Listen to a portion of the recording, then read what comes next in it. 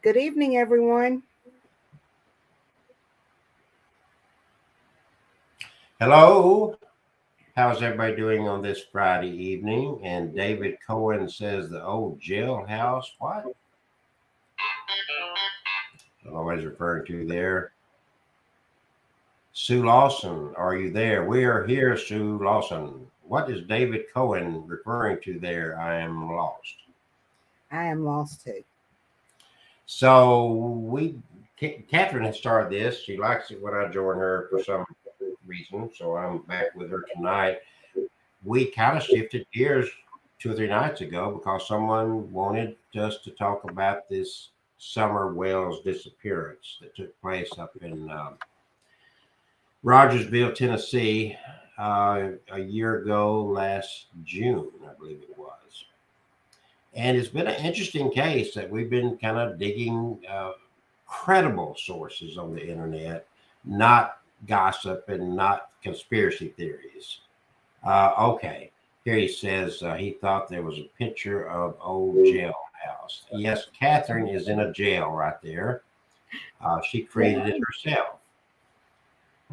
And I'm at my desk, and there's a peacock on the wall behind me. How's that?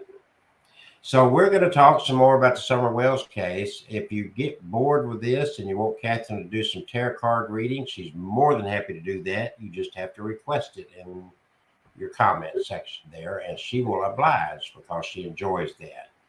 We did a show at the Courtyard in Alabaster, Alabama for Halloween, had a great time, and subsequent to that, they were so happy with my magic show and Catherine's tarot card reading that they immediately asked us to host a Dirty Santa party on the 18th of December at the Courtyard, Alabaster, Alabama, and a pajama party. What does it say? Do you have it in front of you, Catherine?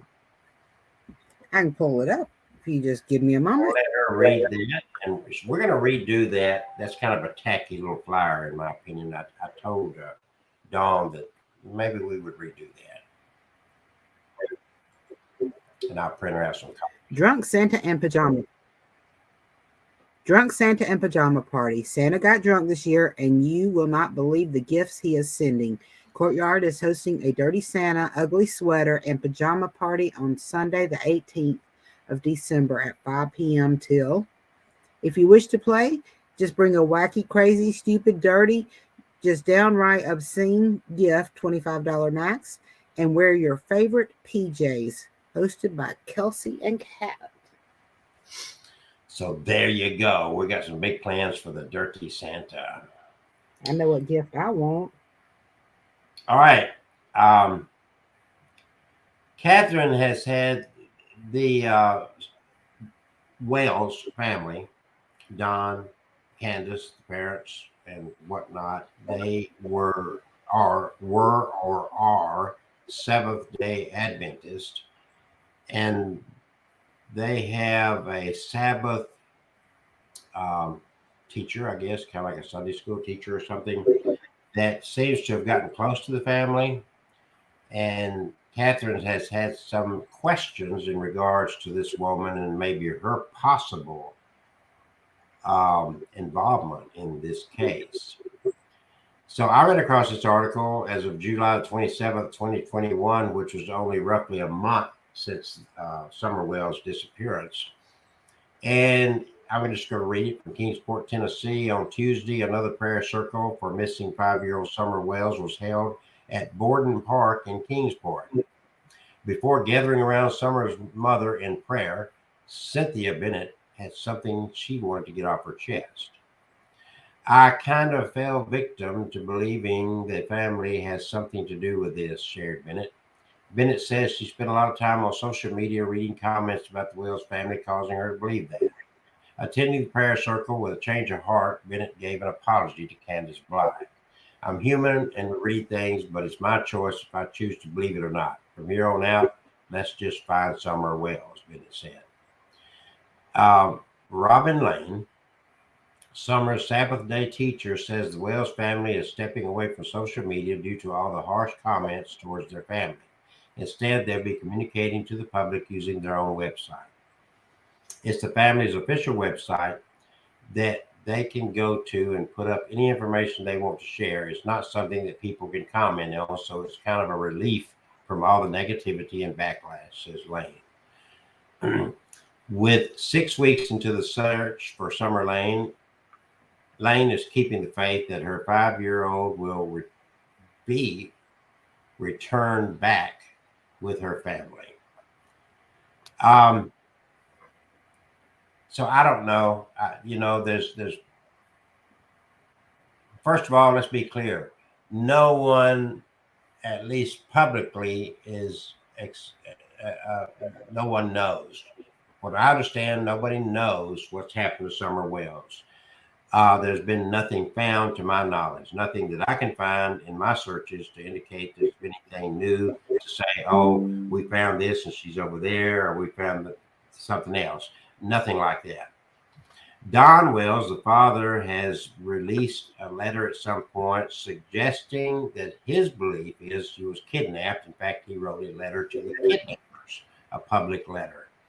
I don't know. I mean, that's his assumption. There's nothing to validate his assumption that she was kidnapped. Who was involved in it? According to the authorities, everybody right now involved in that case and the family and whatnot is a suspect. Catherine, in her search, has found that a little 15-year-old that spent the day with Candace, Summer, and their grandmother, and I don't know, somebody else, I can't remember. There was a lengthy interview with him by a retired homicide detective. And somehow Catherine ran across some information on the internet, more than one place, suggesting that Candace had sexual relations with this 15-year-old. And I'll let Catherine dig into that if she's got something she wants to share on it. But I haven't seen that. But I haven't seen a whole lot. I mean, in other words, I don't spend all my day digging on the internet for more information about this because I don't have that kind of luxury of time. So Catherine may have found something, or she says she found something. It's not may have. So, Catherine, what do you find? Yeah, I got to find it again. Okay. So there's a lot of questions. There's a lot of players here. There's the 3 boys that live there, and I don't know that any of those I haven't found any interviews or statements that came from those 3 boys in this regard, because they were in the house from which Summer Wells allegedly disappeared. The interviewer, the retired homicide detective investigator, visited the property, was given a tour by Candace Wells, and he is convinced that the girl was not taken from that property by any stranger, by any stretch of the imagination. Without being there, just looking at aerial shots and videos taken around the property, I have to agree with him. That still does not say what happened to her. Did she wander off? There's always a possibility, but in that area, it would be like where she's going to wander off to. They did a very, very deep search on the next morning. The girl disappeared sometime, I believe, around 6:30, and by the time the police got there, their search, because the foliage was so thick in the middle of the summer that it became dark within a couple of hours, I guess, after they started their search. So it got shut down pretty quick, but they showed up bright and early the next morning with cadaver dogs and all the other equipment that they had. It seems to me that they've not found anything to back anything up as far as her disappearance is concerned. You got anything you'd like to add to that, Catherine? No, I couldn't find what I was looking for, but I'll keep looking. There was something you said earlier that you found. You talking about that video? I don't think it's worth watching. Okay. I don't mind discussing a little bit of it, but regarding an interview that this same interviewer did with Don Wells, and let's just put it this way: it had nothing direct to do with the case. And I think some of those things actually has a problem of confusing the case because you're getting off in areas that don't relate to the case. Somebody's past does not prove they had anything to do with this. You've got to have some solid whatever. So the way that interview watched, I didn't get every piece of it, but I got a big part of it. And it was like, well, I guess there was something in Don Wells' past that raised some questions, but it still had no direct connection to this case. So that's why I decided it's not worth listening to. I'm trying to keep things directly involved in this case. It's like one Sabbath school teacher from their church stated, it's time. The whole point is to find Summer Wells. That's it. And clearly, dead or alive, you want closure in this. Hopefully, alive. At this point, the longer it takes, the less hope you have of her being found alive. But it's confusing because there's no trace of her anywhere being dead, and nobody's come up and said, "Oh, I saw a car here. Somebody was dumping something here." But that's possible. And the police are not ruling out, to my understanding, anything at this point. So some of the interviews I've seen, I just don't think it's worthy of going the entire time with because it really does not relate to this case. It's just talking about past conduct and a telephone call that related to something he did long time before, even before this Summer Wells was born. So there you go. Go ahead, Catherine. So, we don't. There's another young kid that's missing in that area.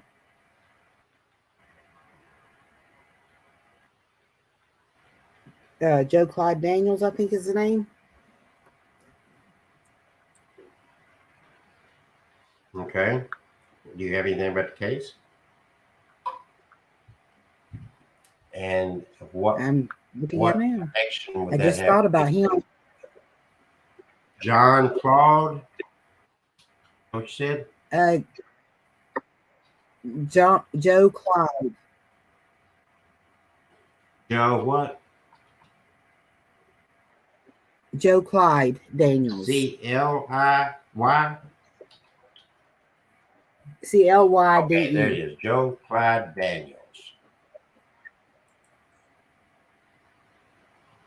Will Joe Clyde Daniels' body ever be found? That's not in their vicinity. This is in Dixon County, which I don't believe is anywhere near where these people are. It's a Tennessee case for sure.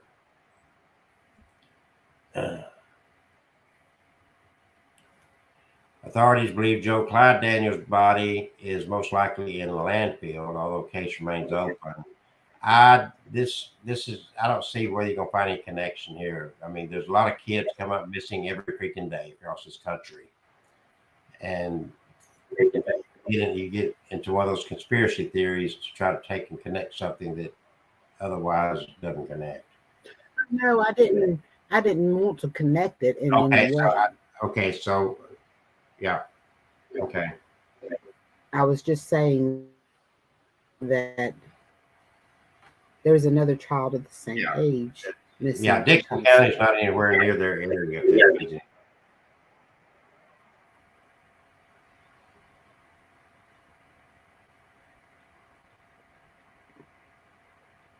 Yeah, it's a totally different case. The parents are supposed to be I'm not sure. If it's somewhere more in this case, I'm more than open to have other cases to discuss at another time. I just don't want to confuse what we're talking about. That's all. I don't want to confuse anything. So here's the players. What's the 15-year-old boy's name? Do you have that?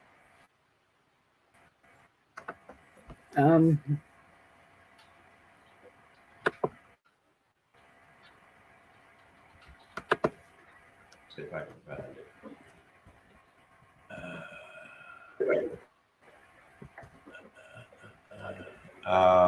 Let's see.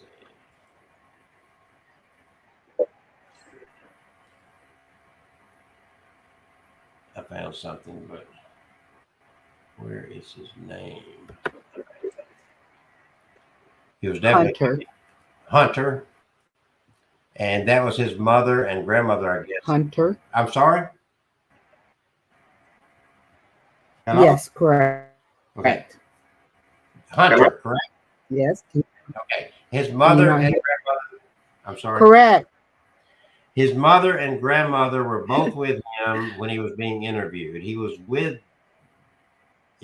his mother and grandmother. He was with Candace and I guess her mother and Summer. Was there anybody else with them during that day outside of them being where they were swimming? Was it just them in the car, or was it any other persons in the car besides those four?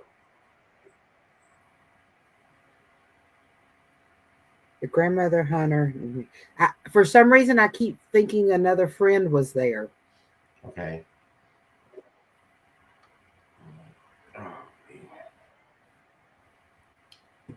Hmm.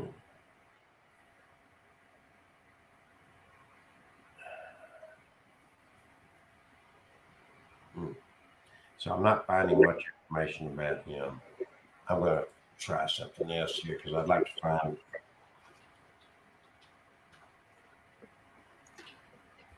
"15-year-old," but that's a YouTube thing. I wasn't looking for a YouTube thing. And so a lot of what I'm looking at here seems to be just some of the crap. Yeah. Okay, here's one. Let's see what this says. And again, this is just somebody's opinion, and I don't like that. No, I want facts. Everybody's got an opinion. Ah.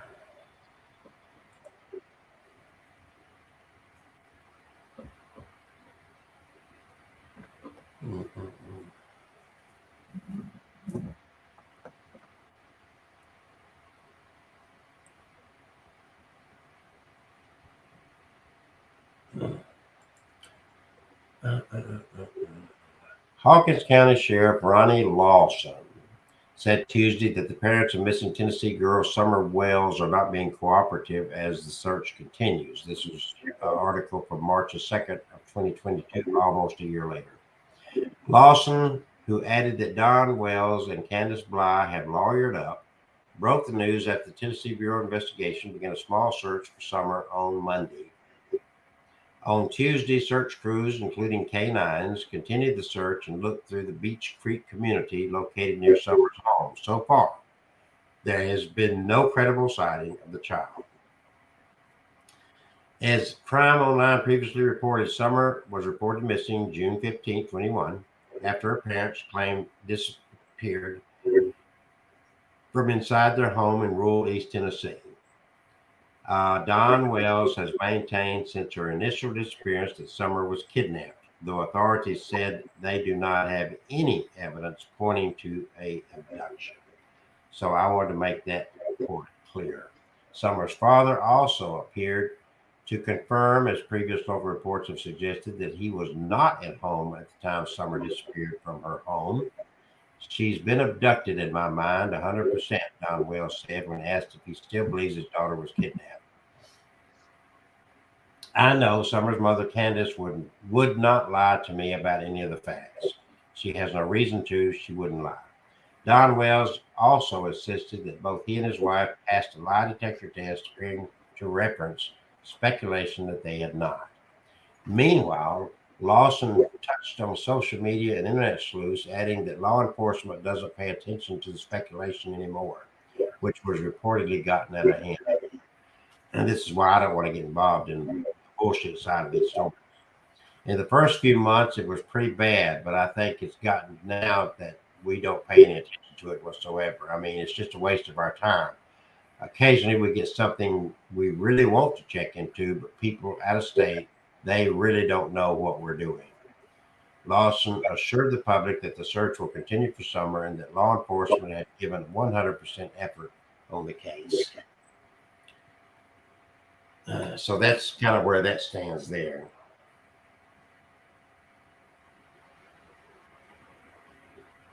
Okay.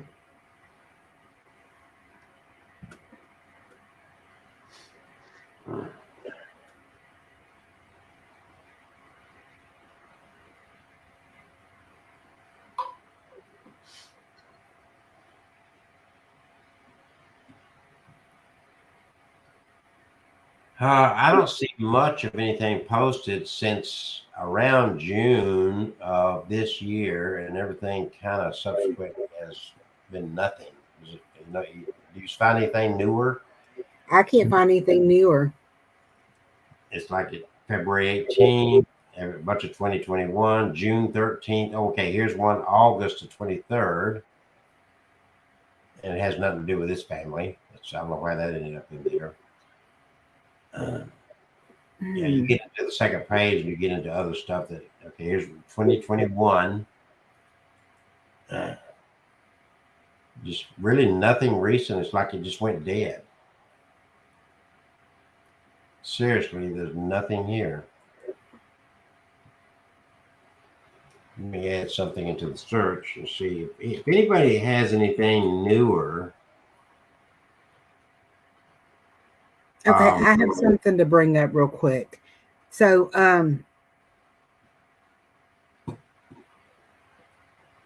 while they were waiting on the prescription.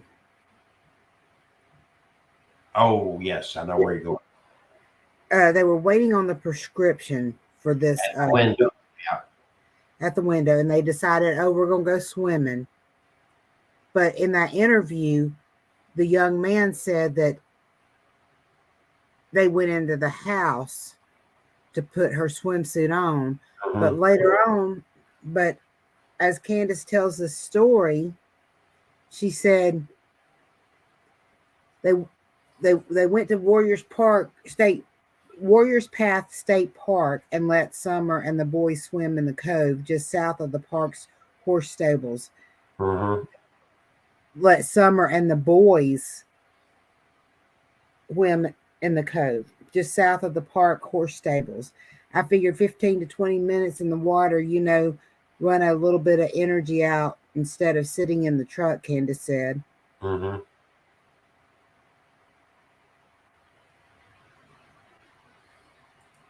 Say that again. I missed something. I'm sorry.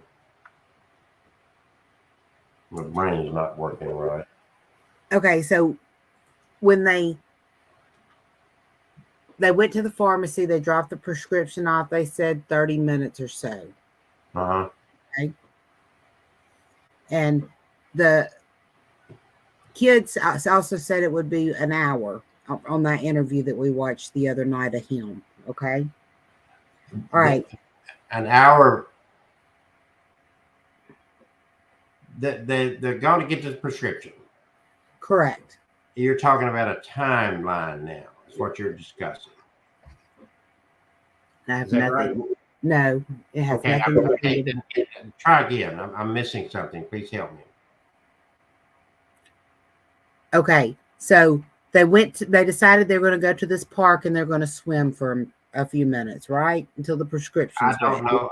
No, my understanding had nothing to do with the prescriptions at that point. My understanding of the way this went down from listening to the 15-year-old's interview is that the little girl wanted to go swimming. This all happened while the grandmother was in the hospital. After they went swimming, they went to pick her up from the hospital and then took her to the pharmacy. She dropped off her drugs. And then when they went back to pick the drugs up, they'd already been swimming before they even picked up the grandmother, from what I understood. No, they had picked the grandmother up. Okay, I got a whole different story from that guy, so I'm going to have to go back and review that because I heard it totally different than you did. They picked the grandmother up from the ER. Okay. They took the grandmother to drop her medicine off, her prescription off to get her medicine. They went from there, supposedly, according to Candace, to the swimming hole, but there's nothing but the young man says that they went to a vape store and got a twisted tea. So we're talking timeline is all we're talking. Yes. In a way, not really, because you got two different stories from two different. That's what I'm talking about. There's a dispute on the timeline. So we're still talking about when something occurred is a timeline. So the boy says one thing and Candace is saying another. It's what you're saying. Part of it, yes. Okay, then what's the other part? So there's a dispute in the testimony or in the interviews of when they went swimming. Correct. Okay, so what's the second part of this?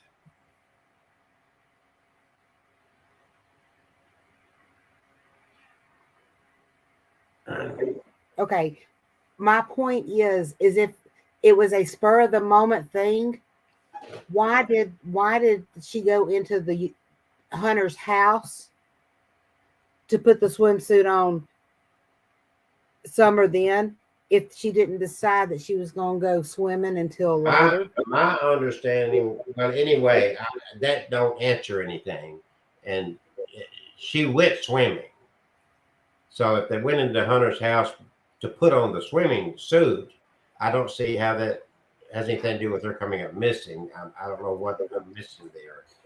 What if she wasn't planning on taking the kids swimming that day, doesn't matter. She didn't disappear. According to the testimony, the girl went swimming.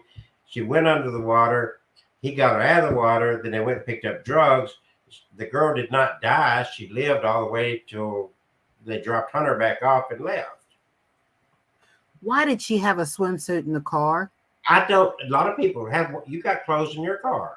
Why did she put it on then? I don't know, but I don't see how that affects anything. Tell me how you would tie that in, is all I'm saying. Help me understand how that would make a difference in any of this. If they weren't planning on going swimming. Trust me, I got all that. But Okay. there's got to be some tie-in. There's got to be. What dots are you connecting that would have anything to do with the disappearance? And I'm talking to you just like a judge or attorney would talk to you.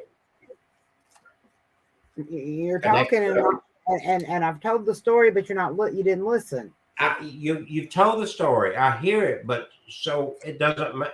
Why would it matter what you're asking? Why would it would matter because if you're not planning that day to go swimming, why would there be swimsuits in your vehicle? It doesn't matter. You have clothes in your car. You want to answer that question if you were in similar circumstances? You're not the only person that carries stuff in the car. If they went swimming on a regular basis, they may leave clothes in the car. I don't know. You would have to ask that question. I don't see that raises any flag personally, and I'd like to understand how it does, because on your side it seems to. Let me tell you the part of that story that I don't understand. It's when they're waiting in line to get the drugs, and Don Wells calls, supposedly from work, and tells his wife, I guess it's his wife he's talking to, that there's some man fondling kids. You remember that part of the story? Mm-hmm. That to me raises more suspicion than where somebody decided to put on a swimming suit. I mean, I'm still trying to connect the dots as why that would matter, how it connects. I don't know. I don't know how it connects. That's the only way I can answer that. Is it suspicious? All I know is I mean, you carry a lot of different stuff in your car, and if they're regular swimmers, they may have swim. Was it a spontaneous thing?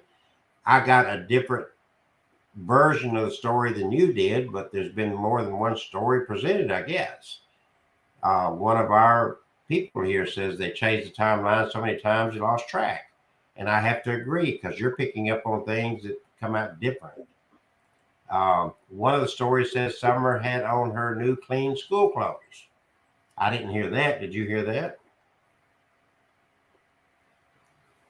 I haven't heard that, but I saw she had clean new clothes on.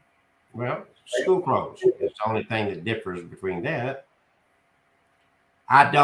Even though those kind of details may change, the only reason any of that, in my opinion, would tie in was if during that time Summer was already missing or already disposed of or whatever.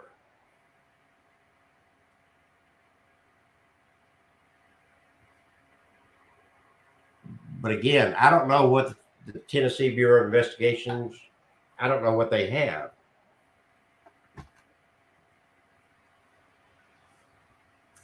I have no clue of knowing, but I know that my suspicions originally got aroused because of her statement about the 911 number not being able to be made from another phone, and that doesn't sound right. There's a lot of things said that clearly raise questions, but none of the things that's being said or done leads to knowing what happened to Summer. Well, the other suspect is the grandmother. How does she hurt her knee? What's the story behind the knee? I've heard that the kids kept tripping over it, Tripping over her knee? over her leg, and causing it to pop out of And place. where were they tripping over it? At home or at the swimming hole? At home. So if you want to go, and I don't like going with all these theories like that, but I mean, if you want to get down to dirty theories and you bring her into it, then I would say, well, maybe she injured her knee disposing of the little girl, got into something with her and injured her, whatever. I don't know.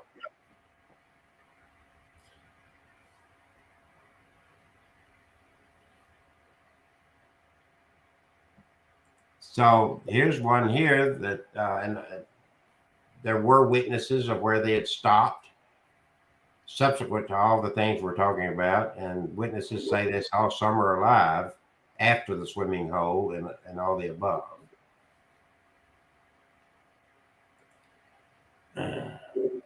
Yeah. So we got that. So anyway,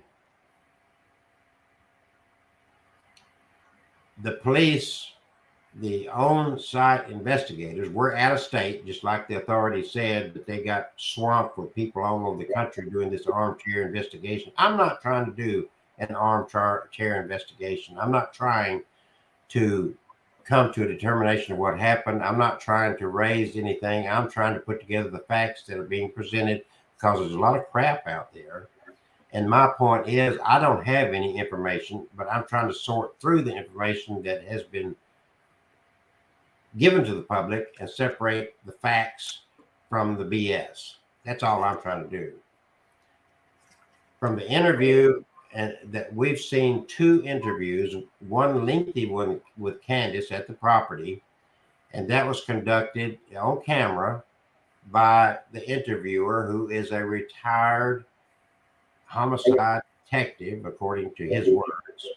And even listening to him, he raised some things that I personally could not buy into, but most of what he raised in his interview were I had to agree with. I haven't seen an interview with Don Wells. Is there an interview with Don Wells? There is one out there. There is? Yes, it's something about a refrigerator. What's that got to do with this case? What's the refrigerator got to do with the case? You know?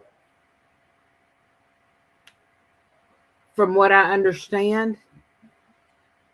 But you know what? We're trying to find out if it's fact or fiction. Well, I don't know. I never. Okay, listen to me. Let me finish. The refrigerator was supposedly a hiding spot for Summer. Okay, according to Don Wells, is what you're saying? Yes. Okay, so Don Wells is interviewed on camera. Where is that interview? Where can we find it? That's number one. Number two, did he make the assertion that this refrigerator was used as a hide and seek place? And still, even though somebody seems to have raised this refrigerator bit, I still don't know how that connects to this case. Where's her disappearance? Her body was not found in the refrigerator. Let's put it that way.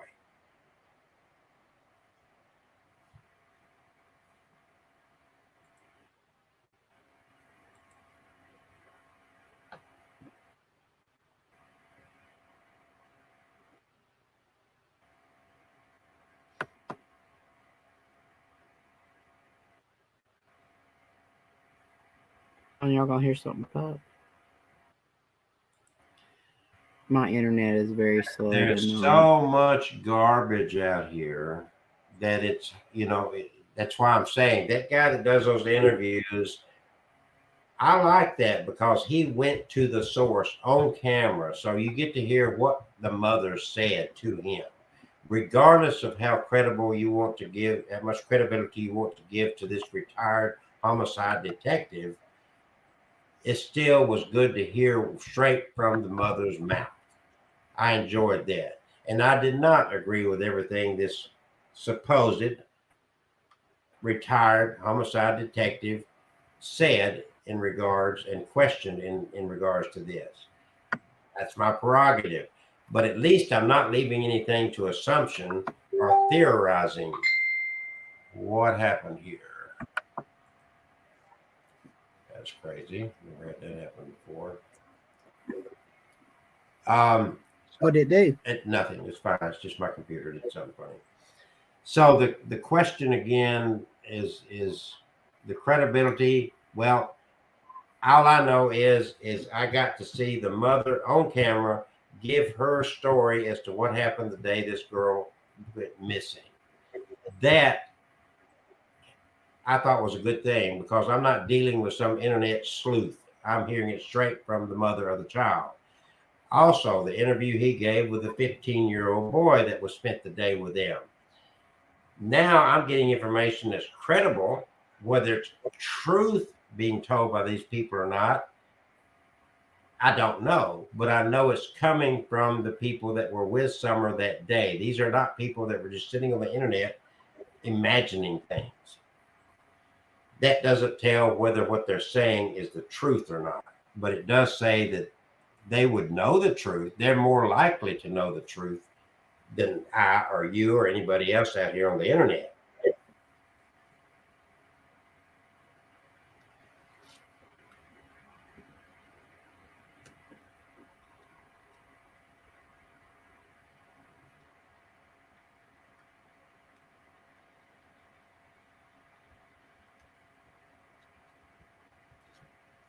Did you get what I sent you?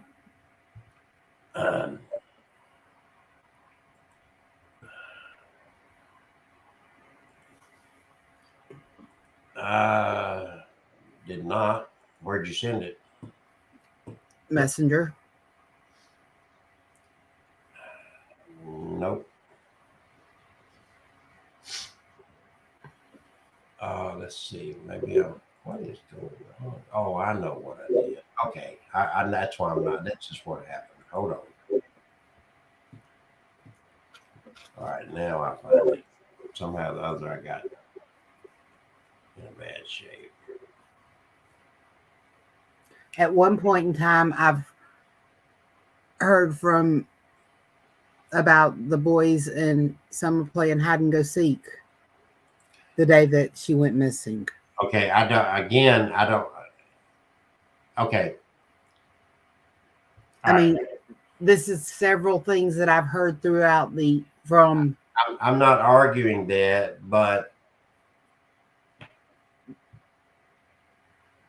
the timeline given by both the 15-year-old and the mother, no internet bullshit, heard it straight from their mouths in two different interviews, as we watched it on this show.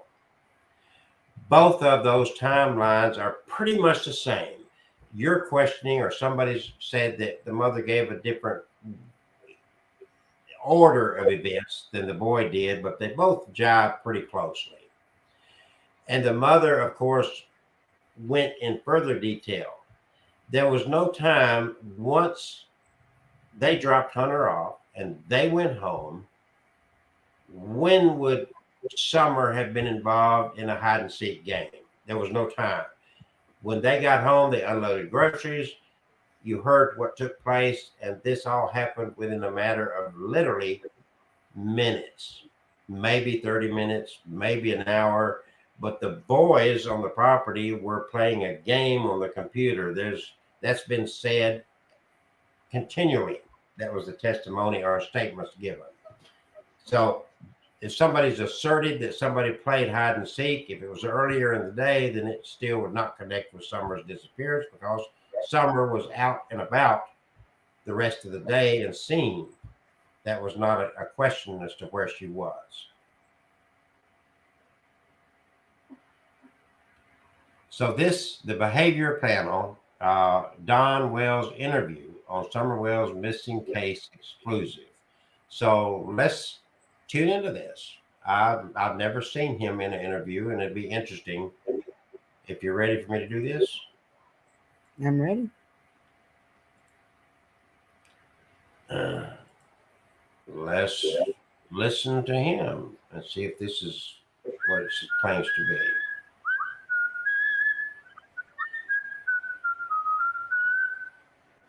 Okay, that kind of takes away from my seriousness on this. Opens up with somebody whistling. Wow.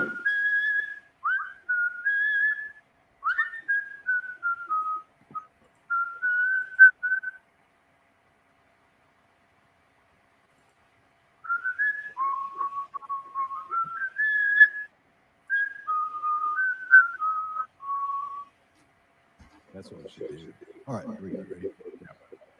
I'm Scott Rouse. I'm a body language expert and analyst, and I train law enforcement and the military in interrogation in the body language. And I created the #1 online body language course, bodylanguagetactics.com, with Greg Hartley. Mark? I'm Mark Bowden. I'm an expert in human behavior and body language, help people all over the world to stand out, win trust, gain credibility every time they communicate, including some of the leaders of the G7. Chase. Hey, I'm Chase Hughes. I did 20 years in the U.S. military and published the #1 best-selling book on persuasion, influence, and behavior profiling, and I train people in those things today. Greg? I'm Greg Hartley. I'm a former Army interrogator, interrogation instructor, resistance to interrogation instructor. I've written 10 books on body language and behavior, put together this #1 bodylanguagetactics.com course with Scott, and I spend most of my time on Wall Street and corporate America. All right, we have a really interesting episode for you here. Greg and I had a chance to talk to Don Wells from an investigative point of view, and we did what's called a non-confrontational interrogation. So when that's going on, a lot of times you don't even realize that's what's happening, and that's what we got a chance to do. Mark? Yeah, a little bit of context behind this. Don Wells came directly to Scott and asked for this interview. We didn't approach him. He approached us and specifically Scott around this. So trust had been built up through Wells watching our show. He earmarked Scott as the person he wanted to confide in. So that's how this all came about. Chase. Yeah, so Greg and Scott were the only two of us that were able to make it up there for the interview. So we sat down, prepared for this in advance, and made sure the questioning was on point, and on the interrogation or interview, whatever you want to call it, maybe a tactical interview, was going to go really well. Greg? Yeah, so what you're going to see here is not an interrogation like the police would do to get a confession, nor is this a TV interview. This is something very different. We want you to pay attention to it. We'd call it an investigative interview. Right. All right. You guys ready? Yeah. Yep. Here we go. What you're about to watch is an exploratory interview or a discovery interview. Scott and I went to talk to Don Wells with one purpose in mind. His stated purpose as well. That's to get as much information about Summer Wells out as possible. Again, this is not an interrogation. Interrogation means I have control over you. I can make you sit and do whatever I want you to do. This is an investigative or discovery interview. And if you watch, what we're going to do is we'll establish some rapport. We'll get the guy talking to us, and we'll get to a comfortable position where he talks. Now, what we're going to do here is show you the entire interview as it unfolded. What we're not going to do here is to analyze. We'll be back. We'll be back with future episodes where we analyze this baseline. We analyze any deviation from baseline, and we show you what we see and our opinions. And it will be all four of us. So hang in there. We just wanted you to see this interview as it unfolded. We got water because I need it. I'm talking all week. Oh, man. We do this usually at home, so we're not sitting in front of other people's cameras. I got some computer cameras sticking up in front of my face, so it's easier to do than sitting in front of this. No lights. Yeah. So I know it's weird. So today went okay, you think, for the news people? Who'd you talk to? Channel 8. Okay. Yeah. They've been the guys who've been there before. Yeah. The British sounding girl of South Africa. No, they sent different ones. I've met her before. Yeah, I remember it. She had a weird accent for Tennessee. Yeah. I don't speak very well, of course. Oh no, You're fine. we're Southern boys. Yeah. So we're the I'm same spot. trying. I mean, I've been through a lot of trauma when I was younger, and so I've had a lot of problem dealing with that kind of stuff. Feeling less than human kind of thing most of my life, you know. And Don, I think the piece that you want people to get is that you want people to know who you are, because the way we talk is, I always say, you'll hear me say, we are what we come from and what's made us successful to now. So tell us a little bit about you. Well, I mean, a little bit about me. Yeah. I was pretty much raised up in the county jails and prisons and stuff like that. But that's where I found God, and I feel like He raised me. You know, it's hard to believe you find love in a place like that, but I did, and people that had respect, and I found brotherhood, and people that very few, but there's a few that would want to read scriptures and do the same kind of thing, and tried to get away from this kind of life and go to a godly kind of life. But there are a few, very few though. Right. It's tough. It's really hard. And when you can find that, it changes everything. Yes. Forever. Changing my life Forever. for sure. Yeah. So how long ago was that? Well, it's been a long time since I've been in trouble, but I've seeked out churches and stuff that like the Seventh-day Adventist. I know I've heard you say you lived in Utah, and there's a different animal out there. Yes. So did you deal with the Zion Curtain and all that? Oh man, yeah. If you're a Mormon out there, you're fine. Right. But if you're anti-Mormon, the Board of Pardons in Utah is almost all Mormon. So if you're in jail there, you're a Mormon. Yeah, the Board of Pardons and Parole. Yeah. Well, and I think just living there. But where'd you live? Ogden, Roy area. Yeah. Okay. Cool. Pretty area. Yeah, it's beautiful. I love it, and I miss it. Yeah. So I mean, what I think is good is to talk a little bit about your background, and I don't mean jail time, but talk about where you lived and where you were, and because that gives people your speech patterns, what's made you, and all that kind of stuff. Yeah. I always had really good jobs out there and stuff. But for whatever reason, my parole officers, they never liked me. I had a job at Hill Air Force Base at one time, making really good money, had security clearance out there and everything. And they showed up out there 2 carloads deep. And my boss come to me, he's like, I can't use you no more, man. And they got me fired. And that's what they, What were you doing then? I was doing construction. So were you working for a general contractor? Yeah. I've been in the construction business. Reason I asked. I ran construction for a couple of years. So, just we're doing drywall, what I've always done. Yeah. Metal stud framing or whatever. How long ago was that? That was a long time ago. When I finally got out of that mess, I left the state as fast as I could. Right. I haven't been back. Where'd you go from there? I went to Arkansas. That's where I met my wife. And then my mom got sick, so we come out here. And Your mom lived here? Yeah, she was sick, had MRSA.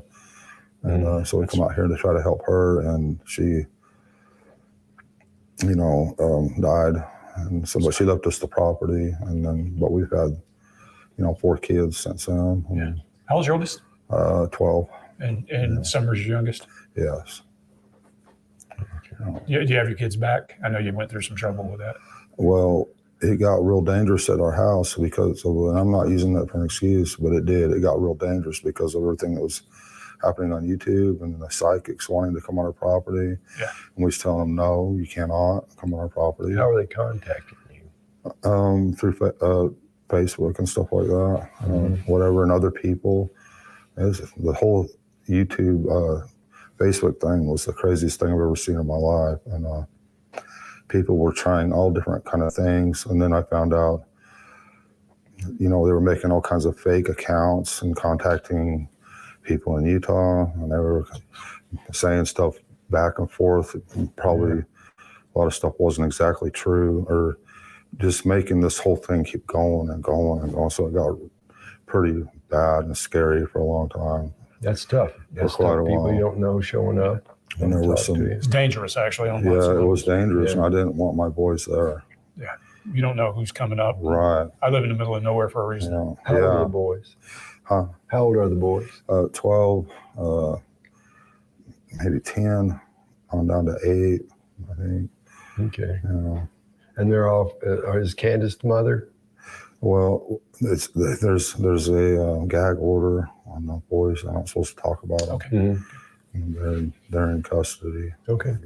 Yeah. Hopefully they're okay and you get to see Yeah, them. they're fine. Okay. Yeah, so you can, That's I mean, I ain't gonna lie to you. I went off the deep end. I did you? And Oh, I can totally I understand. started drinking and other stuff and just lost it. Well, I think it's a hard thing to deal really with. tough. You know how I feel. But I'm back on track. I mean, no Did you get drinking, some- no nothing. Did you get a prescription or anything for some help to keep No. you calm? And No, yeah. no. Okay. All right. Nobody can make you feel better about what's going on, but Right. we want to make sure that you get whatever you want to say out today too. And Right. I know people have asked you your whole stories and everything else. How long you live where you're at now? About 12 years. Okay. So most of your kids were born here? Well, Josie was born in Arkansas, and then we Okay. moved directly here. Okay. So the rest of the kids are born here. Yeah, Yeah. So that's their home. That's what they know. yeah, That's got to be tough on some level Yes. for them to go to. yeah. So, and I have no idea about your house or how it's set up or anything else. How do you get to your house? How do you get to my house? Yeah, I mean, I don't mean that from here. Don't give me directions. But I mean, Right. you're up a road somewhere. I know. Yeah. I don't understand what you. Yeah. So, are you isolated? You can't Well, really tell about the picture. It seems isolated, but we do have neighbors, you know, and then you got the drug thing going on, and where we live at, you got certain groups of people, and I'm not going to mention them by name, but you got these boys and those boys that are all related, and they think that they run everything, and a lot of people for years have run moonshine out there, probably manufactured meth and other stuff like that, and they think that they are the Bloods and the Crips of the hillbillies. Yeah, we have where I live. There's something very similar called Very the cornbread mafia. Yeah. Yeah. And that runs from here to, Yep. through Georgia. Yep, Yeah, down you're in right. Georgia. Yeah. Cornbread Mafia. And they take that name and that title very seriously. So, have you had problems with them personally? Well, we've always tried to stay away from that kind of activity and stuff, and stay in church and stuff like that, and stay positive. So I always felt like they looked at us as a target. And we've had people steal our dogs and leave their mutts for as long as we've been there. We've had people come up and just take various things, steal our gas in the middle of the night or whatever. And there's only certain kind of people that are up all day and night, stuff like that. Yeah. And How close to you are they? I say they're all the way around, but I don't know. I mean, I just know a few people, personally, but Is it easy to just drive by your house, come by? well, they have keep to go by looking? my house to get to one area. Yeah. I mean, there's a lot of traffic out there. Yes, when things are, when stuff's going on, there's a lot of traffic. Yeah. How close is the house to the road?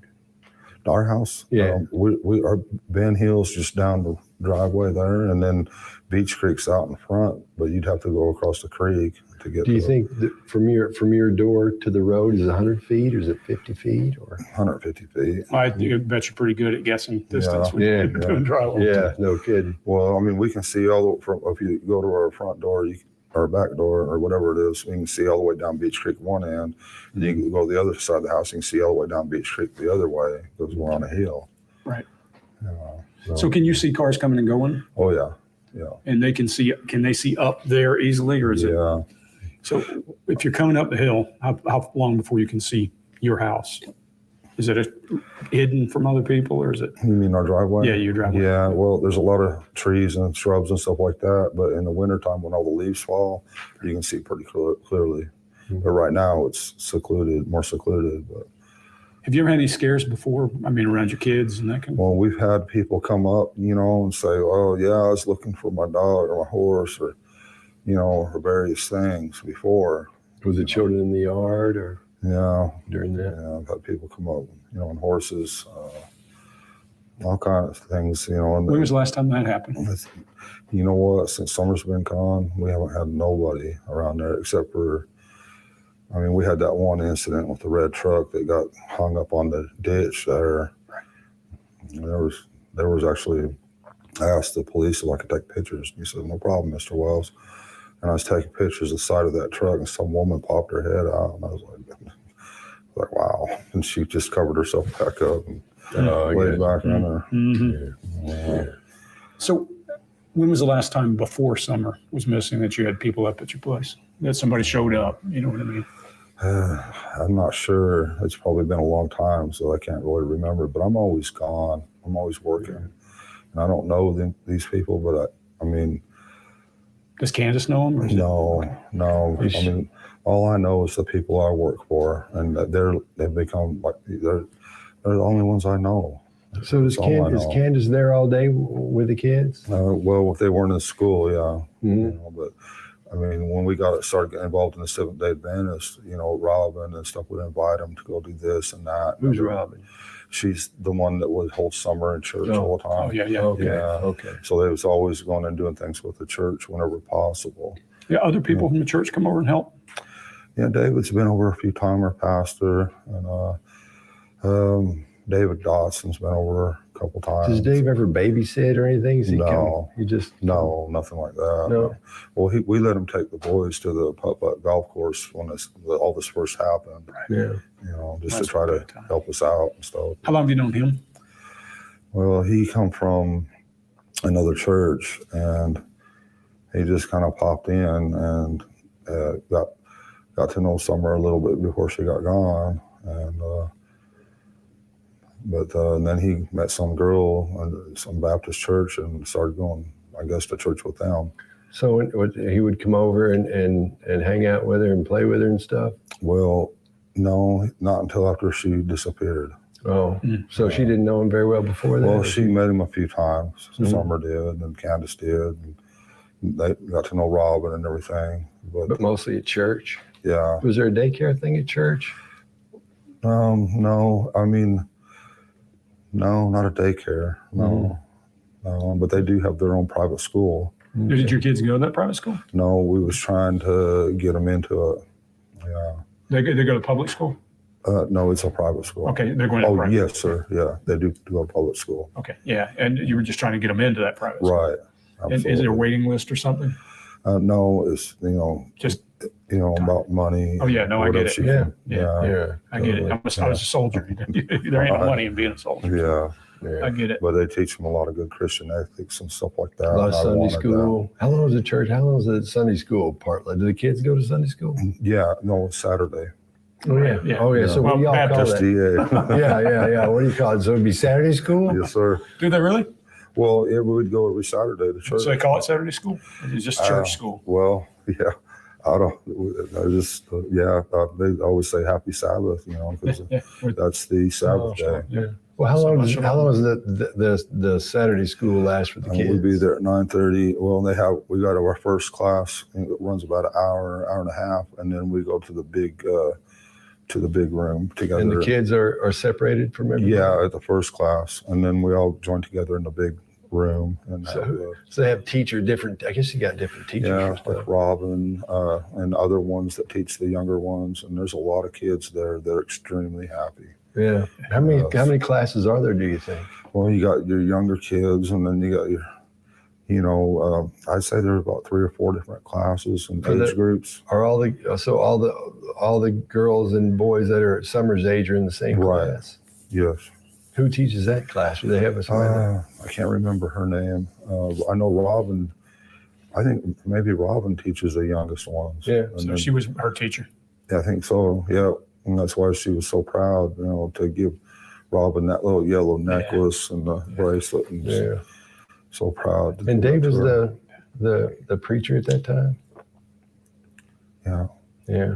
And did he ever teach him or anything? Did he ever do David, Yeah. our pastor. Yeah, Yeah. you're talking about David. Okay, you got David Dawson, and you got David, our pastor. David the pastor, yeah. The pastor.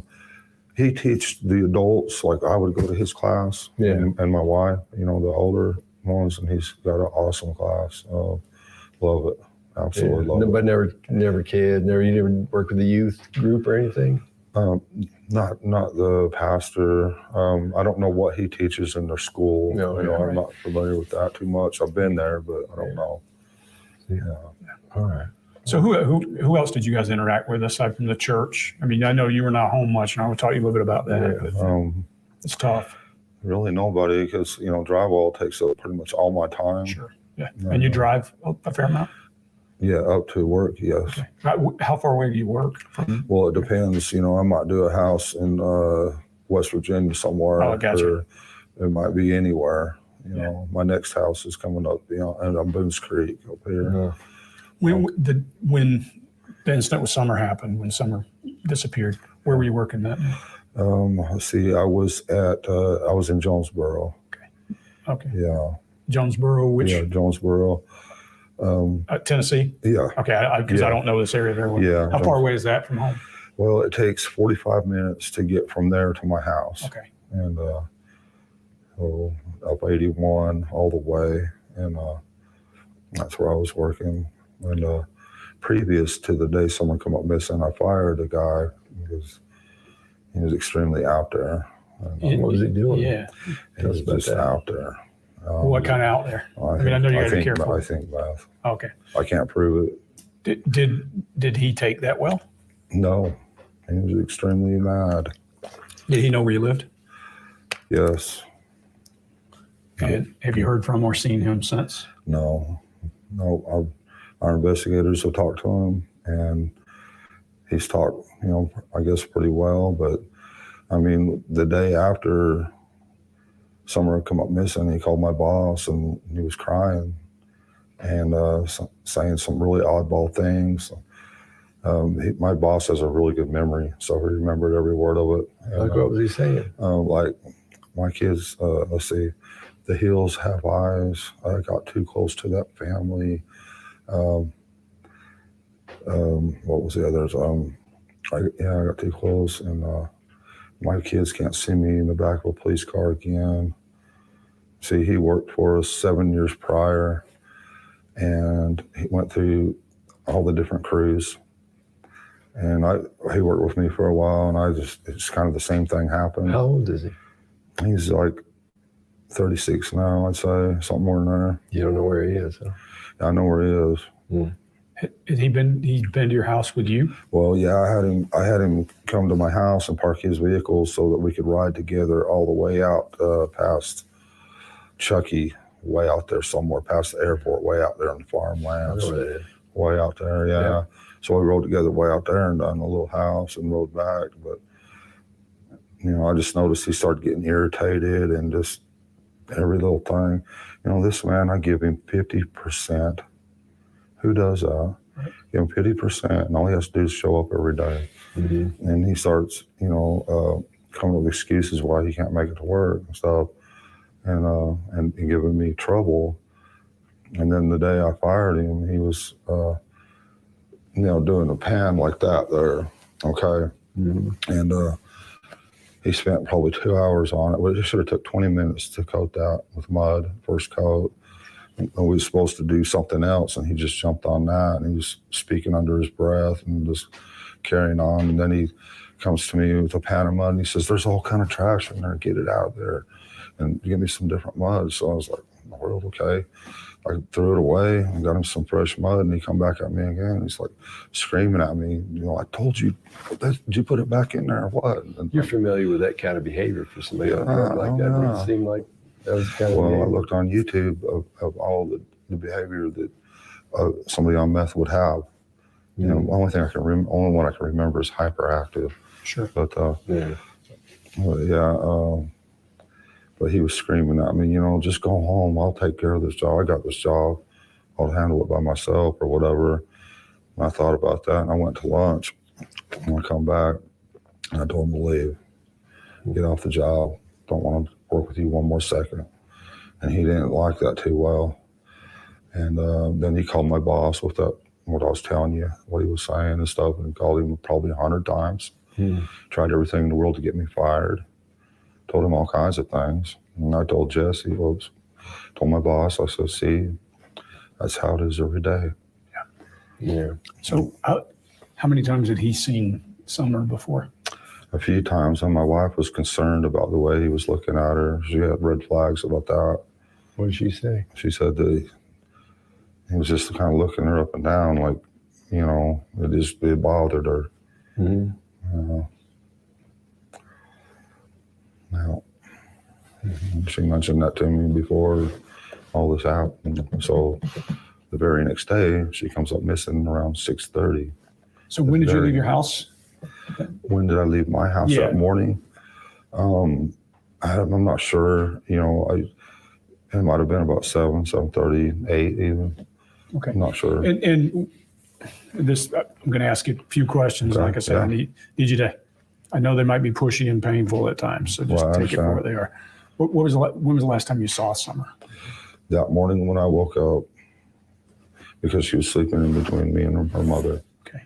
Did she wake And I up? was kind of laying on her foot a little bit and stuff, and I was like, oh, my back, you know. Did she wake up? Did she wake up? No, Okay. no. I was wondering what she said to you, last thing she said. What are the last words she ever said to you? Do you remember? I'm not sure if it was that night or not, but I remember, you know, clearly, I was like, Summer, you got to sleep in your own bed. And then she come back with big old crocodile tears in her eyes, and she said, but Daddy, I want to be with you. Mm-hmm. Painful. I'm sorry. Yeah. That's tough. Yeah, that's a lot. That's a lot. I know. But they can't sleep with you forever, you know. Huh. They can't sleep with you forever. You No. grow up so And long. that's how kids grow up, is by you Yeah. doing that. So you didn't do anything wrong. No. And we want you to know that. Well, it's interesting. The other day, you know, all this stuff going on, when it was so bad, everything on YouTube was so bad, I was begging God. I was like, Lord, and I was on my knees. I was just at the end of my ropes, and I said, God, I just want to be with you. And that thought came to my head just like that of what Summer, and I just started crying. Yeah, it's tough. It's tough. And not knowing is tough, I'm sure. Mm-hmm.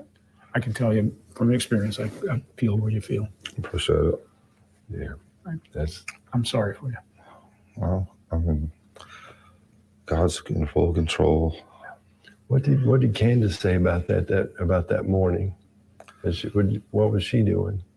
You know, I hadn't really heard from her except for she had to go to town to fill her mom's prescription. And so I called at some point because I was going to go home, and she says, well, we're still got to wait for the prescription. And What was she getting? something for her mother. I can't remember. You don't know what the prescription was? I can't remember. But so they was at the lake, and then Hunter and I guess they went, she called and says, come by the house, you know, and then she begged to take Hunter to the lake with them so they could swim a little bit. And Yeah. seen them videos, and then I took her back, and they said everything was okay in that situation between now.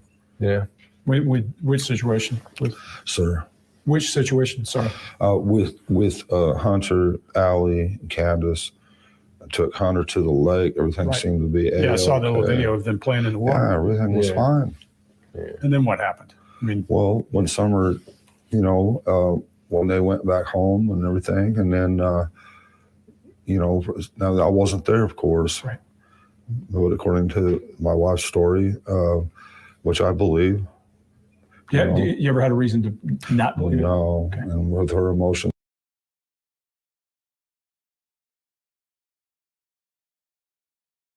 I'm interrupting that a minute just to make a time here.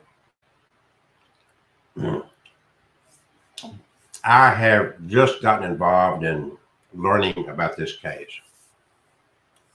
What, Catherine? 2 days ago, 3 days ago?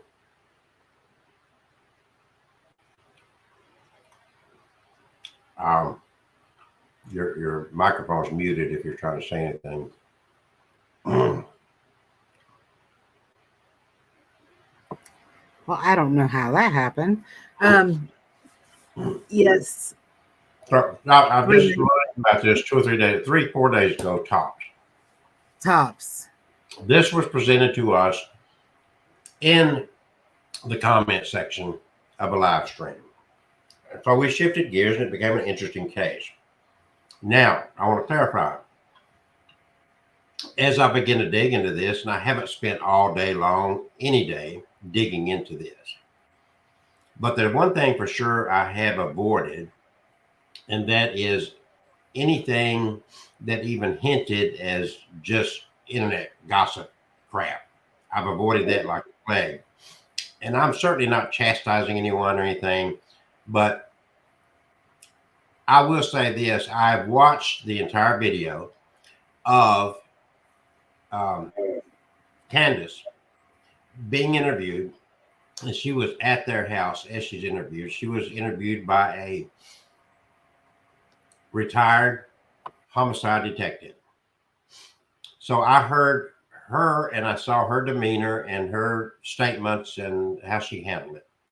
Now, this is the first time that I've heard Don Wells' voice. And even though I'd kind of seen a couple of pictures of him, it wasn't until this video that I could say, well, I might recognize him if I bumped into him. I would have never known him otherwise. My point in all that is to say that at this juncture, if I were to make a judgment to anybody's credibility, I'm sorry, folks. You know, his demeanor and everything, and I haven't done the research. Maybe some of you have, and I certainly have not looked at any internet gossip. I've avoided that like a plague. I've looked at mainstream news sources that gave reports, and this kind of testimony right here. Whether he's lying or not, I don't know. But if I had to make a judgment as a person, as a 68-year-old man who's dealt with a lot of people and has been in the ministry and so forth, at this juncture, he has, in his presentation, a lot more credibility than Candace does. Now, I don't know how Catherine feels about that, just watching this. And I've got no way to check him. I'm not going to. Go ahead, Catherine. I'm still working on it. I'm going to hold off on until a little bit later on. Yeah. Well, the difference between myself and I think maybe Catherine is even not purposely, but I think she's seen some of the internet gossip. I haven't even seen the internet gossip. I haven't spent that kind of time. When I do a search, I'm looking for, WHNT TV. I'm familiar with them. I'm going to go see what they say. And these kind of interviews. First place I went investigating this is the family, the Wells, set up their own website because they were tired of the internet gossip crap. The armchair sleuths. I'm not trying to play armchair sleuth here. I'm not trying to find something that, the police missed something. I'm not doing that. I'm not trying to say who's guilty. It's an interesting case. And what I'm trying to do on my end, anybody else has to speak for themselves, but on my end, I'm trying to sort the most reliable sources from all the internet chatter. That's what I'm trying to do. So you got a place you can come to and say, these guys presented it unbiasedly without interfering and trying to add a lot of crap into it. So I'm not gonna go that route. I know the background, but you got to understand, David, and I'm reading what you just typed there. A person can have any kind of background in the world. That doesn't mean they have any guilt in this instant case. That's the problem. You cannot convict somebody of something because some time ago they had this awful behavior. Having been involved in one crime does not convict you of a future crime. So, that's the stuff I'm trying to avoid. Yes, the whole family situation has issues. There's no doubt. They took the other boys out of the home, the Child Protective Services. That's a fact. That's not internet rumor. But and he's admitted to part of his past in this interview. He's not running from that. He's not hiding it. He's made his statements. And just, I don't care. Somebody could have killed somebody 12 years ago. That doesn't mean that they killed somebody today. And so that's what you have to take into consideration. Somebody may have done some awful things. They might have 15 years ago. That does not convict them of anything that has to do with this case. The whole situation with his family, the living conditions and their history, and of course he did DUI time. Well, there's a lot of people that did DUI and lost their license and got thrown in jail. That doesn't mean that they committed a robbery or murder or anything else. It means they had a DUI. A lot of people get a DUI and never been guilty of anything else in their life. You can't convict somebody based on the fact that they had some history. I know that police sometimes try to use that. Oh, he's got history, so he's a suspect. You can say that, but you can't convict somebody on a previous behavior for an instant behavior. So that's where I am with that.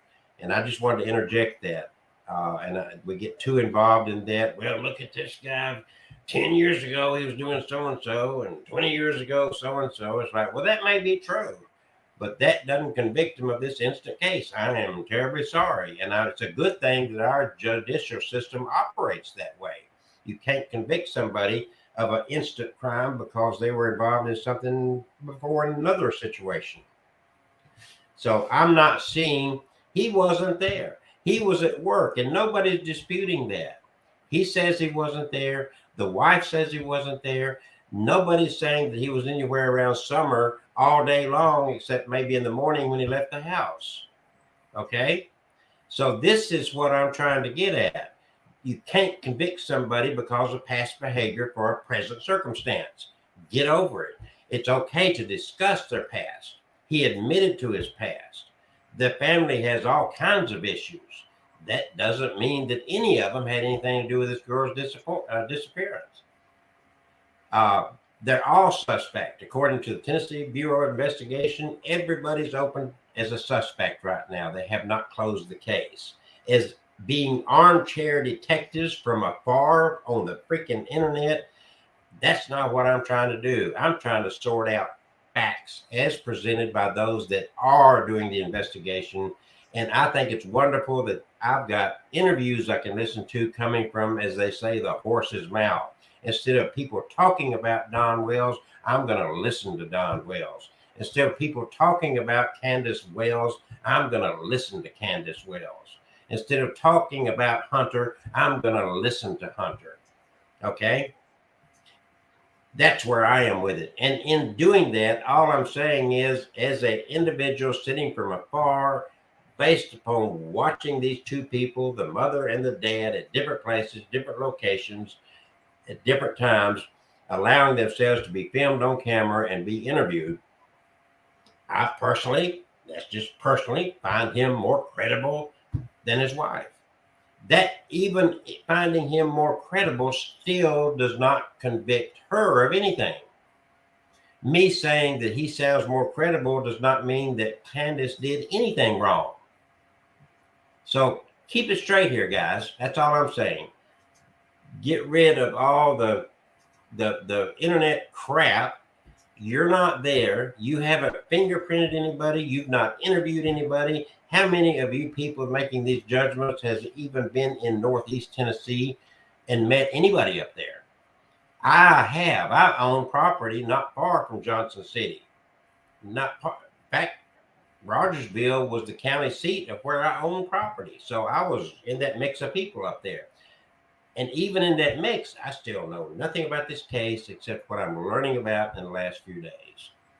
So again, I'm not trying to convict anybody. I'm not trying to raise suspicion on anybody.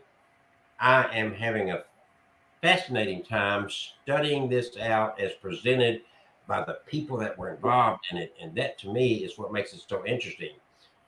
Don Wells, nobody's disputing that he wasn't around any of this when it happened. He wasn't home. You may not like him, but just because you don't like him and maybe you think he's lying about something, that still does not convict him of doing anything to his daughter. I'm sorry. So let's go back to that. I had to interject that thought. Just that's it. She's this close to going off the edge. So it's bad. I'm sure It's bad. It's hard. And so there's no way in my mind, I believe her. So, and you said you were talking about Hunter. Hunter and Allie and Yeah. all them had a good great day. relationship up to everything was fine. And then, Everybody's happy, and then so she goes home, she eats the groceries out and with her story, washes a load of clothes and everything. And they plant the flowers and, then she gets a piece of candy from her mother or whatever. And they wash their hands. I guess they had some water on the tailgate of the truck, a gallon of water there, and they rinse their hands off and everything. Summer wants to go in the house and the boys are in there, video game, and of course, How far away is Candace from the house? about at this point? 25 feet. Her trailer's about 25 feet from her trailer to our door. Mhm. What's the trailer about? What's that, sir? What's in the trailer? What's in the trailer? Mhm. Well, grandma and all Oh, her okay. It's a travel trailer, all is her, yeah, travel trailer, Okay. all her stuff, So the boys are sorry, playing. I'm thirsty. Sure. So the boys are playing with the game. Right, they're upstairs playing the game, and and my one son told me, that Summer wanted him to go down and play with toys with her, and he's like, "No, Summer, I'm playing this game. I'm not going down there." So she goes down there by herself. As far as we know, I mean, that's the last she was seen was by her boys. So she went down there, and there's I'm going to interject a thought on what he's presenting there. And that's called hearsay evidence because he wasn't there. He is parroting his wife, who shared that story with him. Having watched the other interview with Candace as she was at their property, at their home, stepping the interviewer, who was a retired homicide detective, through what took place that day,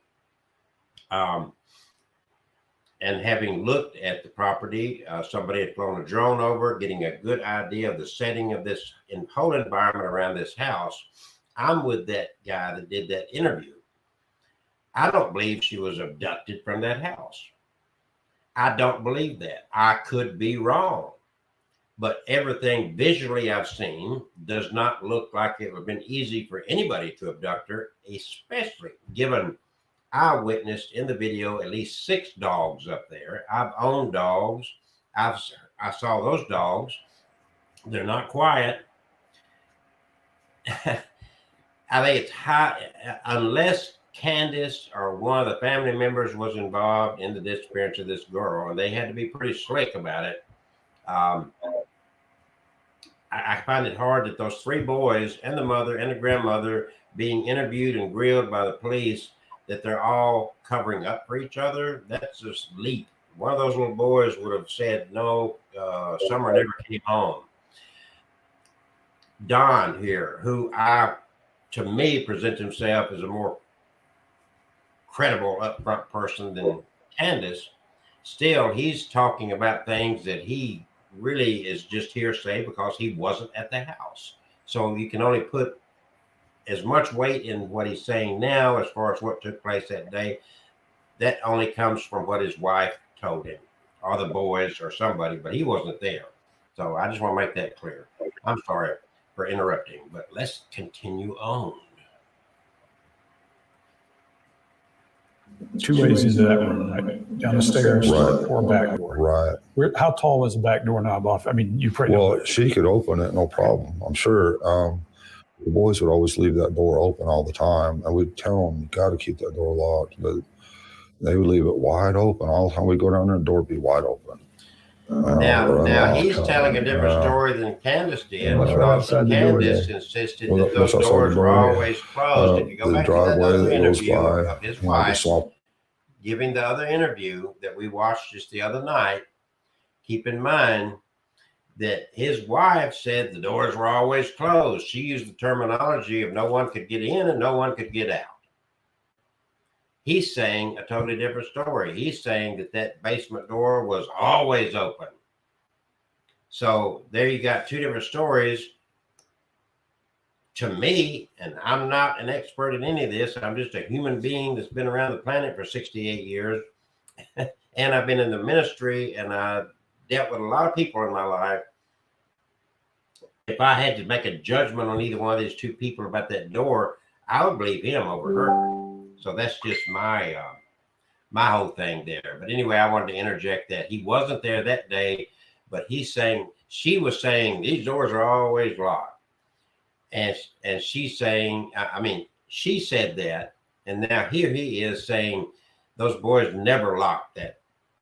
Now, I don't know why you're saying he's a liar. What proof do you have that he's a liar? I'm going to ask you that.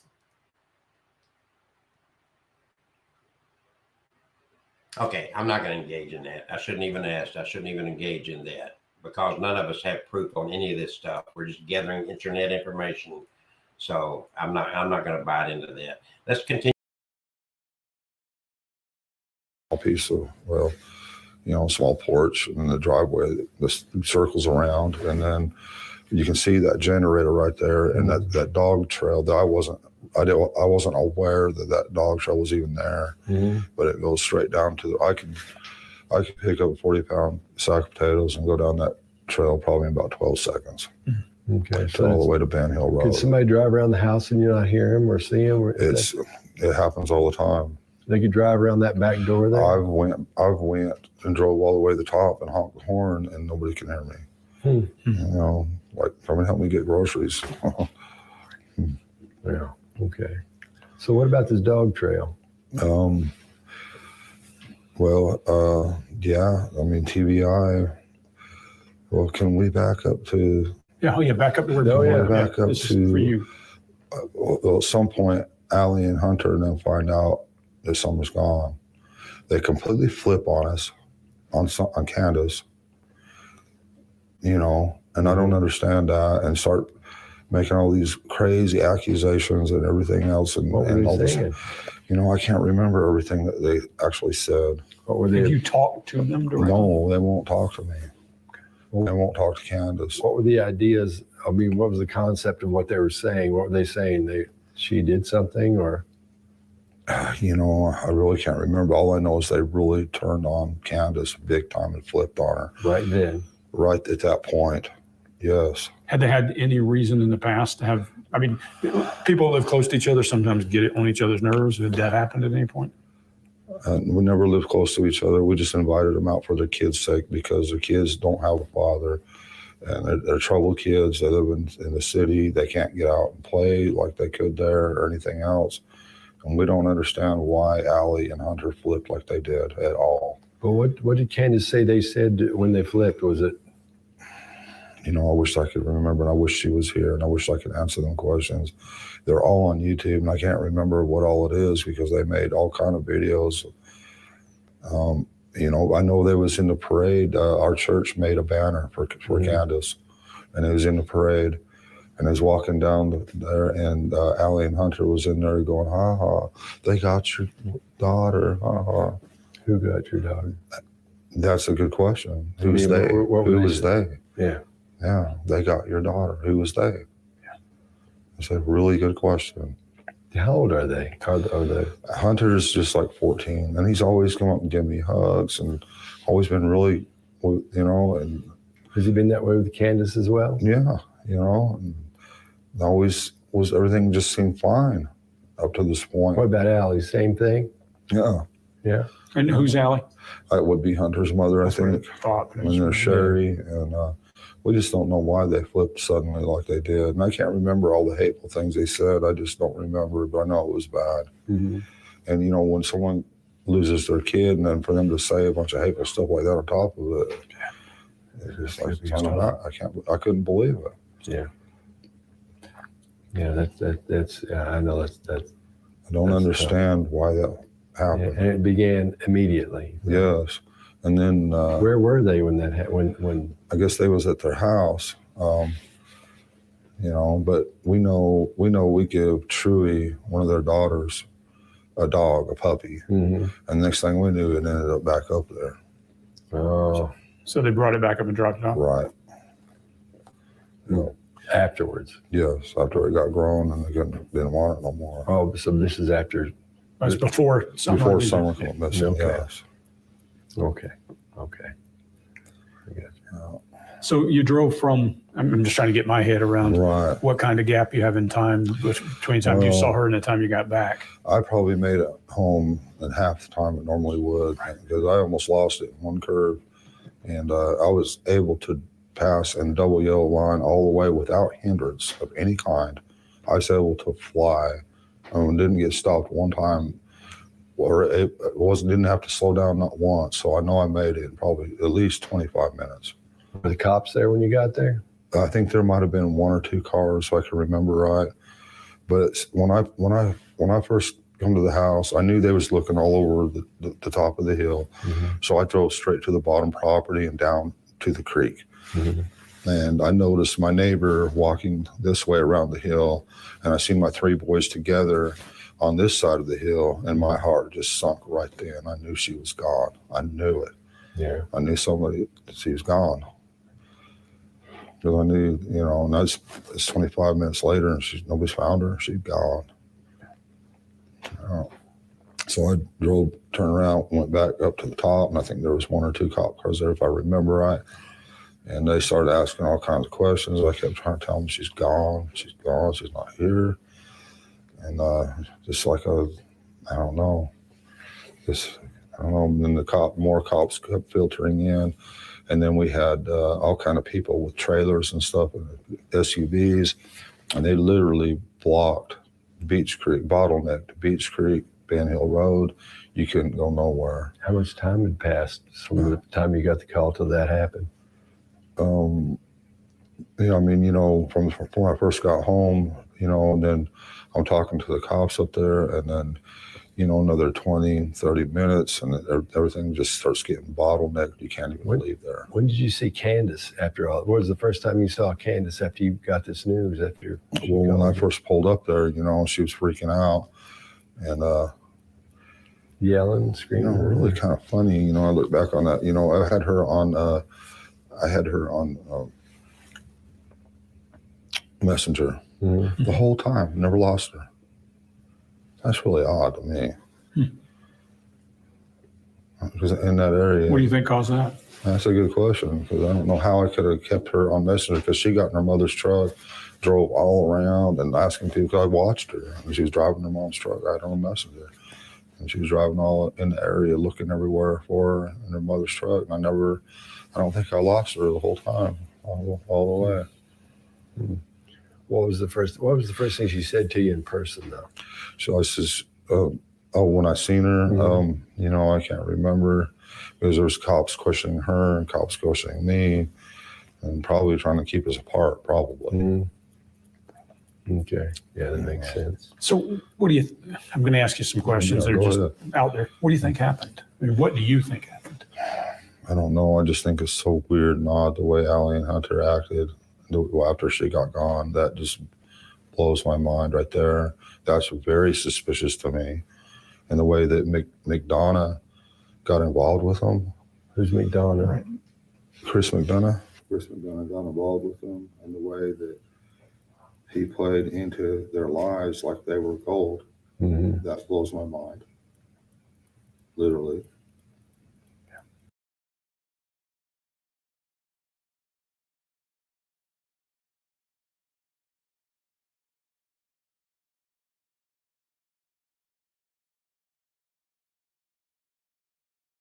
I'm talking away and I'm muted. Catherine, if you're there, can you join me again? It's 10:30. We've been going an hour and a half. I've got a very long day tomorrow and an early day. And he's giving his opinion now on several things. And again, I will say, as far as the day that Summer was missing, I'm glad I got to watch him. I've looked for the interview. Somebody shared that he was interviewed by the interviewer. And I did a search on YouTube. I could not find that, the interview room with Don Wells, but I will not give up on that. And if someone knows or wants to share that link with me, I appreciate it. I'm not making a judgment on guilt as to Summer Wells' disappearance. I'm only stating that how I felt about the way they presented themselves and assessment of who would I trust of the two. And someone said they would trust neither one. Well, that's fair too. Bottom line is that the basics of this case are pretty much all agreed to as far as the timeline of the day. There may be a couple of things there that may be in dispute. What I caught on this interview, Catherine, please correct me if I'm wrong, is that Don Wells agreed with your statement earlier that they went swimming after they dropped off the prescription. Is that what you got? Correct. Okay. So what I heard was, and I guess what I got was from Hunter. It may be two different stories, but again, I will emphasize Don Wells was not there. The information he's getting about what transpired that day came from the statements given by his wife and Hunter and others, because he wasn't there. Nobody's disputing the fact that Don Wells was not there that day. That doesn't clear him of anything, but nobody's been cleared of anything. So there's a lot of crap out there regarding this case, and I'm avoiding even looking at any of that. When I do a search on any of this, I'm not looking for Reddit, Quorum, and other places. I'm not even looking at Facebook. I'm looking at things like this where these people are on camera themselves. So yes, I wouldn't mind seeing that. Somebody suggested that the interview he did with the interviewer, the interview room, he was a different person than what he presented himself in this interview. And when I see that, I could agree with a caveat that, you know, the stress that this family has been through, and I'm not, you know, it's horrible. I can't imagine what they've gone through. Not only their missing child, but all the crap that's been brought to them on the internet, people coming up to their property. It's been a horrible time. And then you're dealing with two different types of interviewers. The guy that retired homicide detective that runs that interview room channel, his style is totally different than these two guys, and they're looking at things a little bit differently. So your reaction is going to change by who you're dealing with in an interview. And that's not excusing anything. I just still personally have not heard anything as to, Don Wells insisted his daughter was kidnapped. That's what he believes. He's got no valid reason to believe that, according to the police are saying, well, he can believe that, but we found nothing to back that up. So you have to separate, even from his mouth, you have to separate. When he started talking about the intricacies of what happened during the day, the last time that his daughter was seen, that's when I kind of turned it off, because he don't know. He's just taking other people's words for it. So I guess we're going to keep looking for the most believable stuff out there instead of the crap that's out there. And we're not going to make a judgment of guilt on anybody, because nobody knows what happened to this girl.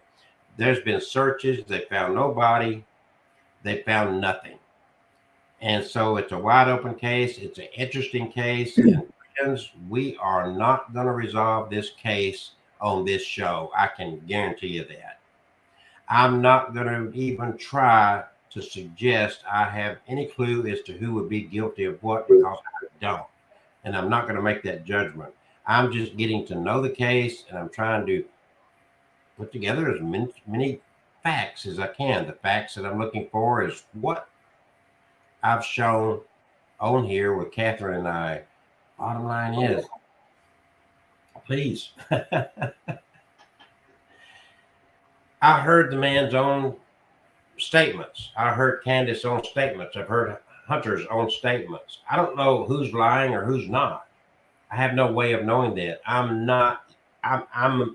hours away from where this occurred. I've never met these people. I've never sat down with these people. I've seen pictures and I've watched video. This is not a game to see who can guess who the guilty person is and where the murder is. This is not a game. This is real life. And there's a little innocent girl, I assume innocent at 5 years old, that is missing. So do the math here. Impossible odds. Well, I don't know what that means, David. But yeah, do the math. The math is that we don't have enough to tally up anything on this show.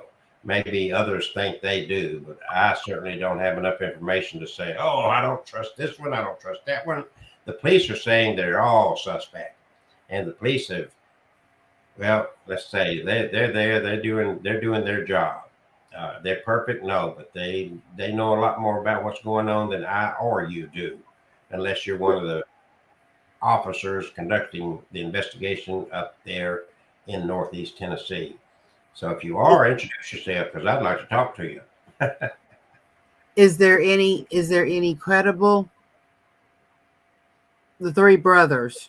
Anything credible from the three brothers? Where it actually came from the three brothers?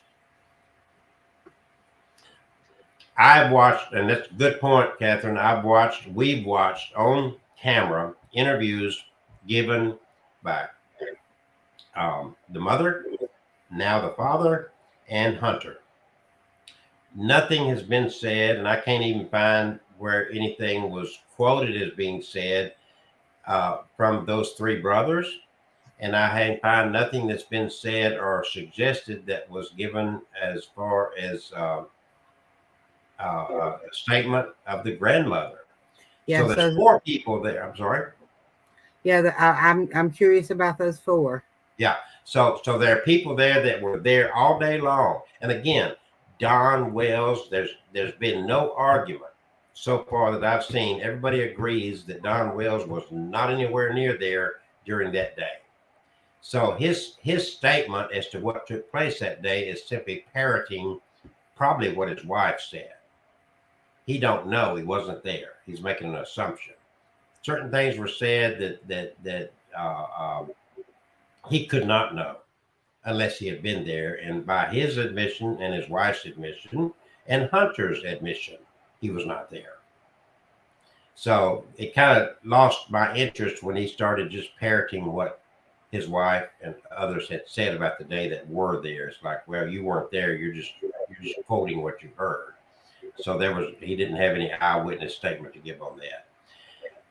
We will be back tomorrow night, and we're going to pursue this. We may finish playing that interview. I don't know, but if anybody knows of an interview or any statements from a valid source that came from any of the three brothers or the grandmother, I would also. I'm sorry. I would like to hear any valid witness. Well, there's eyewitness. That's the only witnesses I know of. I'm talking about eyewitnesses when they were at the stores or. Well, yeah. If I were to follow this timeline, what I'm gathering now is the only time in question, if she wasn't abducted or disappeared from the house, then there was the only other time that something could happen, unless Hunter is lying, and is when they left Hunter's house and left, and between there and their home, whatever took place there. So that would mean that the mother and grandmother both are lying, or not fessing up to the truth. I don't know that. I just know that gap of time is the only time that they've got nothing to back them up, unless they stopped at a store or something. So again, we don't even know what happened to Summer. We don't know if she's dead or alive. We do not know these things, so we can't sit there and make accusations. That's why the police have not brought charges against anyone. They've got their suspicions, but what are they going to charge them with? They got to find evidence that the girl was killed before they charge somebody with murder. They got to find evidence that she was abducted before they can charge somebody with kidnapping. So a lot of people are, including Don Wells, is making assertions they can't prove. Bottom line. And fortunately, our judicial system does not going to convict you under such terms, just like it's not going to convict you because of past conduct, based on a present case.